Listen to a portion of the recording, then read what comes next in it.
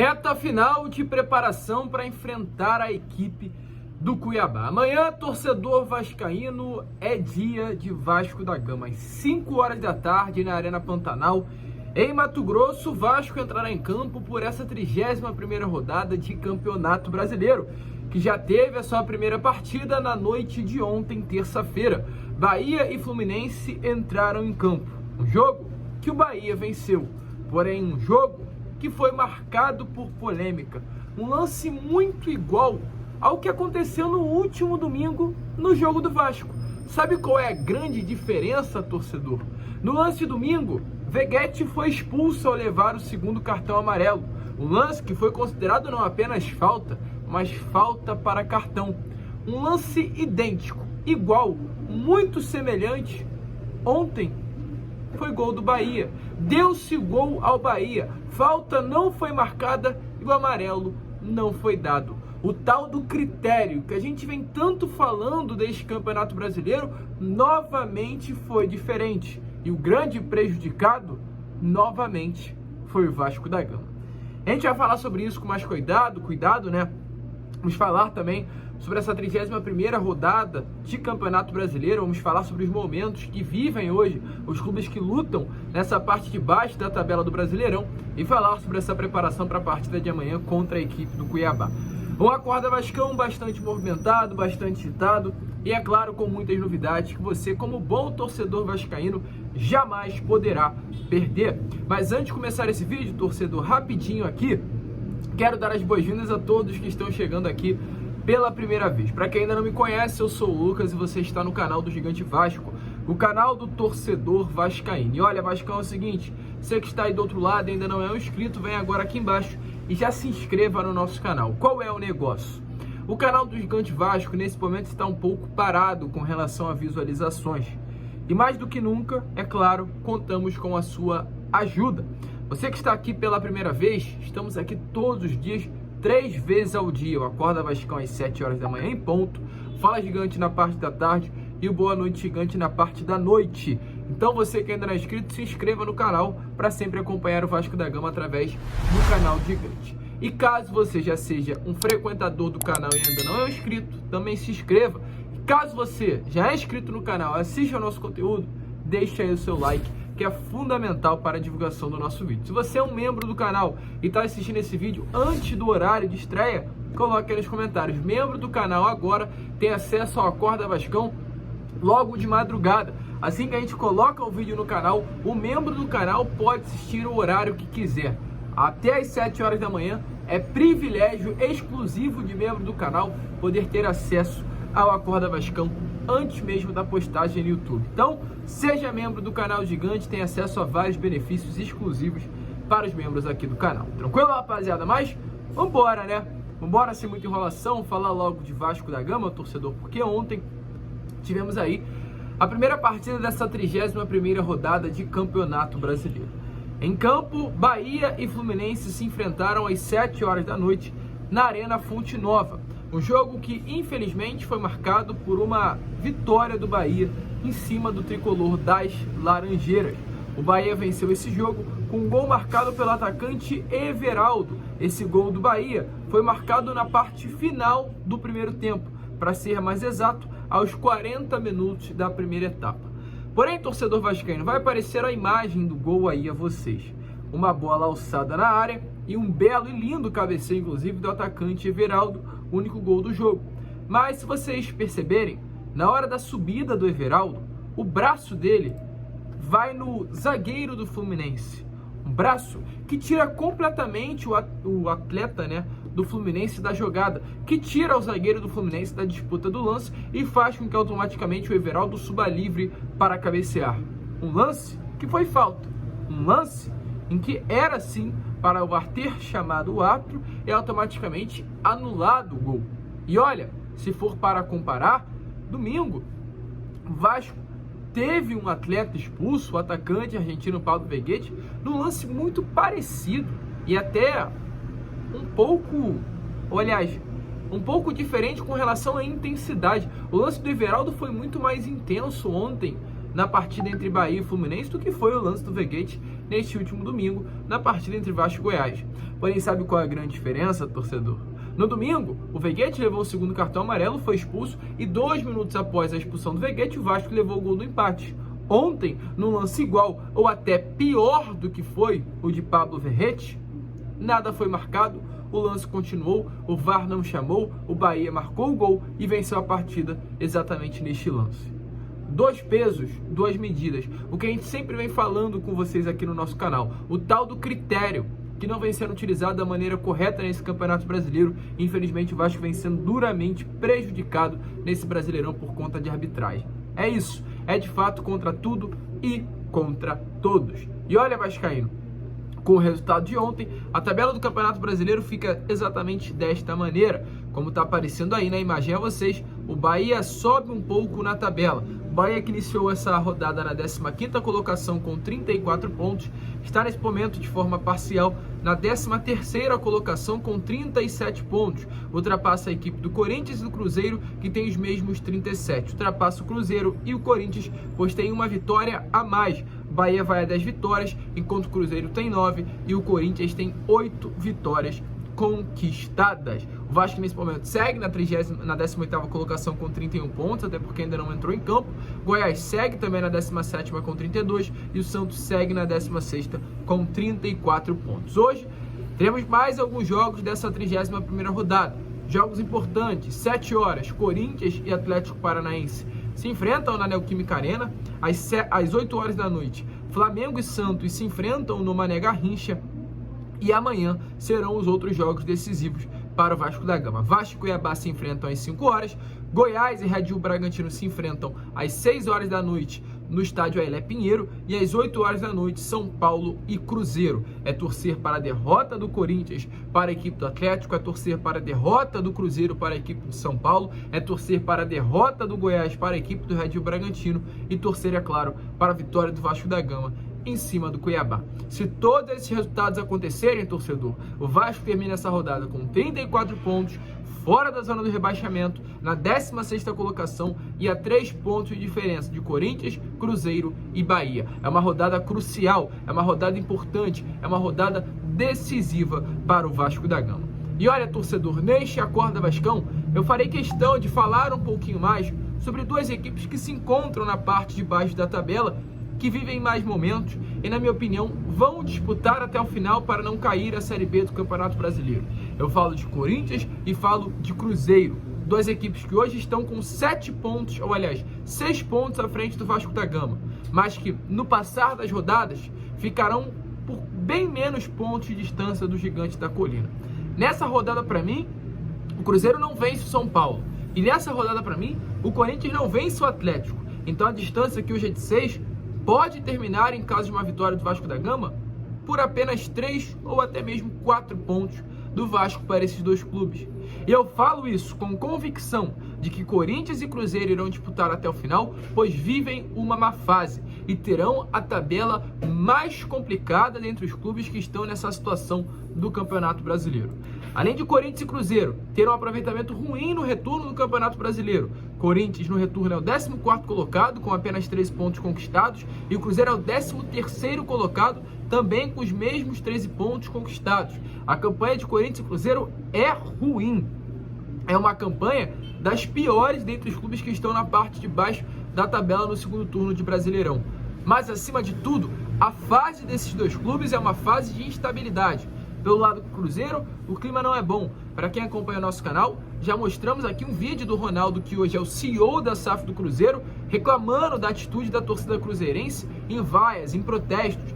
A torcida do Cruzeiro hoje e Ronaldo, que é o grande líder dessa SAF do Cruzeiro, não vivem um bom momento. A torcida do Cruzeiro hoje e o Clube de Minas Gerais não vivem um bom momento. E a tabela deles é difícil pra caramba. Hoje o Cruzeiro, das últimas 5 partidas, tem 2 empates, 1 derrota e 2 vitórias. Porém, torcedor, além de enfrentar o São Paulo amanhã dentro do Morumbi, a tabela do Cruzeiro é complicada, pois enfrenta o Internacional jogando no Mineirão. O Inter é um dos melhores visitantes desse Campeonato Brasileiro. O Cruzeiro enfrentará o Coritiba, porém no Couto Pereira, um jogo dificílimo. O Coritiba ainda sonha com uma possibilidade de permanência na primeira divisão e, caso já esteja rebaixado, jogará de uma maneira leve, querendo ou não querendo, sem nenhum tipo de pressão, e vai fazer de tudo para tentar rebaixar outros clubes. Cruzeiro enfrenta o Fortaleza dentro do Castelão, o Cruzeiro enfrenta um Vasco, um confronto direto, e esse jogo é importantíssimo para o Vasco da Gama vencer, e é um jogo que pode mudar os dois times de posição na tabela. É um jogo que muito provavelmente Vasco e Cruzeiro estarão muito próximos com relação à pontuação, e caso o Vasco vença, poderá empurrar o Cruzeiro para a parte de baixo. Um Cruzeiro que enfrentará um Goiás na 35ª rodada de Brasileiro, um jogo tenso, um jogo decisivo contra um Goiás que estará ainda sonhando com uma permanência dentro do Ailê Pinheiro, um Cruzeiro que enfrentará um Atlético Paranaense, um Cruzeiro que enfrentará o Botafogo no estádio Newton Santos na penúltima rodada, e um Cruzeiro que jogará a última rodada contra um Palmeiras, que pelos meus cálculos estará ainda disputando o título brasileiro. Essa é a tabela do Cruzeiro, e a tabela do Corinthians é pior. Se o Cruzeiro vive um momento de estabilidade, o Corinthians mais ainda. Após a demissão de Vanderlei Luxemburgo, o Corinthians não consegue mais pontuar. O técnico Mano Menezes tem exatamente 6 jogos à frente do Corinthians. Desses 6 jogos, são 4 empates, uma vitória e uma derrota. Um aproveitamento ruim do técnico Mano Menezes. E se o aproveitamento hoje já é ruim, tende a ser pior nas próximas partidas.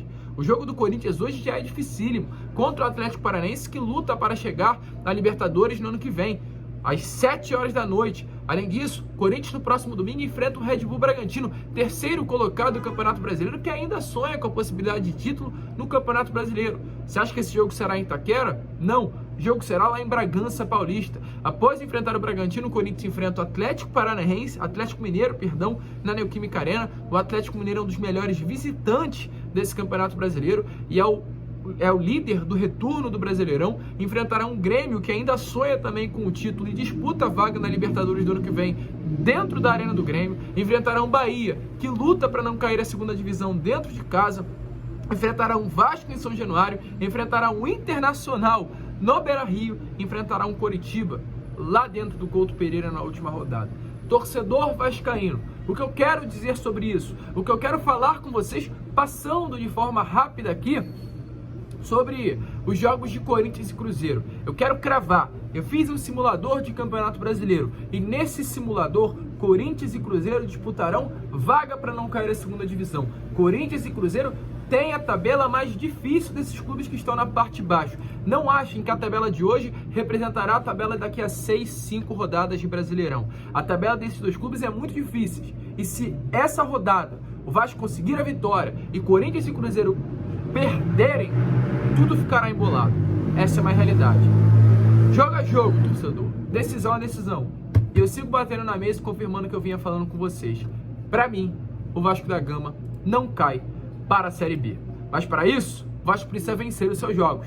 Nada adianta o Vasco ter os seus adversários não pontuando e o Vasco também deixar de pontuar.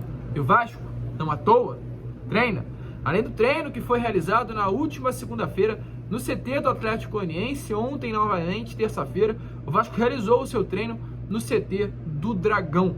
Hoje o treino já será realizado em Cuiabá. O Vasco saiu de Goiânia na parte da tarde de ontem e ontem ainda chegou onde será o local da partida. O treino hoje já será realizado em Mato Grosso. O Vasco joga amanhã às 5 horas da tarde na Arena Pantanal, em Cuiabá, e é certo, a única convicção é que o Vasco terá mudanças. O time deverá voltar com Maicon e Medel na dupla de zaga, da maneira que terminou o jogo contra o Goiás nesse último domingo. O Léo, infelizmente, até porque foi titular durante todo o ano, indo para o banco de reservas.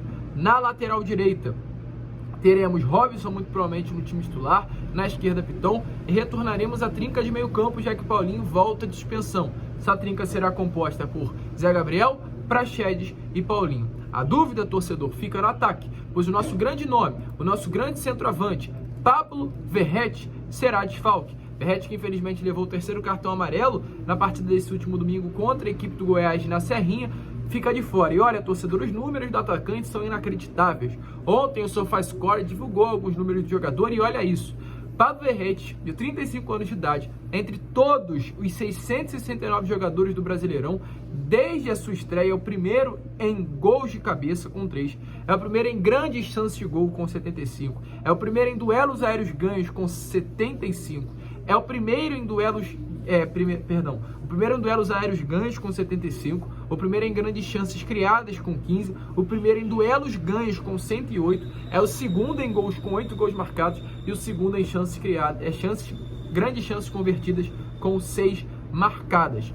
Esse é o atacante que infelizmente desfalcará o Vasco nessa próxima quinta-feira amanhã contra o Cuiabá. E hoje, Ramon Dias quebra a cabeça para achar um substituto. E aí eu chego ao lado para vir a escalação aqui a vocês. A possibilidade hoje que existe de escalação. A primeira, meio campo normal, a zaga normal que eu passei a vocês, mas uma trinca ofensiva composta por Sebastião Ferreira, Gabriel Peck e Eric Marcos na ponta esquerda, que também volta de suspensão após ficar de fora da parte desse último domingo contra a equipe do Goiás. Qual o problema? Sebastião não rende. O último gol do Sebastião foi no dia 8 de outubro de 2022, numa partida entre Houston Dynamo, seu ex-clube, contra o La Galaxy. Mais de um ano sem marcar está o paraguaio Sebastião Ferreira. Um nome que causa dúvidas, um nome que causa incertezas. E, ao mesmo tempo, há a possibilidade de uma inovação na partida de amanhã contra o Cuiabá. Sai essa escalação e vem a outra, com o Payet atuando como um falso 9. Na esquerda aberto o Eric Marcos e na direita permanece o Gabriel Peck aberto. Pode ser que a escalação do Vasco contra o Cuiabá amanhã venha a ser exatamente essa, com Payet de falso 9, Peck na direita, Eric Marcos na esquerda. Lucas, Dimitri Payet já atuou de segundo atacante? Sim. De acordo com informações do Transfer Market, que é uma grande plataforma, o Payet já atuou 10 partidas como segundo atacante. Nesses 10 jogos que ele fez como segundo atacante pelo Olympique de Marseille, foram 4 gols marcados e 5 assistências. A melhor atuação de Dimitri Payet atuando como segundo atacante foi no dia 30 de abril de 2021 pela Ligue 1 da França. O Olympique de Marseille, o clube do Payet, venceu pelo placar de 3-1 contra o Stade de Reims. Payet marcou 2 gols e deu 1 assistência. A atuação mais recente de Payet atuando como esse segundo atacante foi no dia 27 de outubro de 2021, também pelo Campeonato Francês contra o Nice. Payet fez o único gol do Olympique de Marseille e a partida acabou no placar de 1-1. Ou seja, torcedor vascaíno, Payet já atuou nessa posição de segundo atacante. Até mesmo como centroavante, Payet já atuou. Como centroavante são até mais números do que como segundo atacante. Como centroavante, Payet tem na sua carreira 29 partidas, 9 gols marcados e 6 assistências. A última atuação de Payet, atuando como esse centroavante nato, esse camisa 9, dentro da grande área, foi no dia 1º de fevereiro de 2023 pelo Campeonato Francês. O Nantes foi derrotado pelo Olympique de Marseille pelo placar de 2-0 e o Payet não marcou nenhum gol. Mas Payet já atuou 29 vezes como centroavante. Então, essa escalação que vocês estão vendo aqui do lado pode acontecer sim.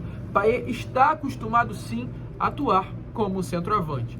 Fica essa dúvida. Você, na vaga, na posição, no lugar de Ramon Dias, colocaria Dimitri Payet como centroavante? Deixe a sua opinião aí nos comentários. A gente, torcedor vascaíno, fica por aqui. Esse foi o Acorda Vascão, apenas o primeiro vídeo desta quarta-feira de rodada de Campeonato Brasileiro. E só para encerrar o vídeo aqui, uma informação que eu esqueci de trazer, a gente tem um papel, é claro, sempre de informar. A gente teve uma informação na noite de ontem, que, é claro, a gente trouxe aqui, né? O Robson deve ser o lateral direito titular, não apenas pelo fato de já ter sido titular contra o Goiás nesse último domingo, mas também pelo fato de que o lateral direito Paulo Henrique, que havia sido titular contra o Fortaleza e contra o São Paulo em São Januário e também contra o Internacional, está com dores desde a partida contra o Inter na quinta-feira passada. Exatamente por esse motivo ele não tem presença garantida. Até por isso ele foi reserva, né, no jogo desse último domingo contra a equipe do Goiás. E como o Paulo Henrique não tem essas condições de entrar em campo, exatamente por isso o Robson deverá ser mantido na posição e o Gabriel Dias é o suplente imediato. O Gabriel Dias que já está também à disposição do técnico Ramon Menezes, já treina junto ao elenco há algum tempinho, está em Goiânia, está em Mato Grosso, né, junto ao elenco Cruz Baldino. Então, muitas informações, um Acorda Vascão que já começa muito movimentado, muito agitado, e contamos aí com você. Se você ainda não é inscrito, se inscreva no canal. Se você ainda não deixou o seu like, deixe o seu like no vídeo, ajude o crescimento do canal do Gigante Vasco, pois contamos demais mesmo com a sua ajuda. Gosta do canal? Deixa aí nos comentários. A gente fica por aqui. Esse foi o Acorda Vascão e vamos que vamos. Se inscrevam, compartilhem o nosso conteúdo e, como sempre falamos aqui no canal, saudações vascaínas.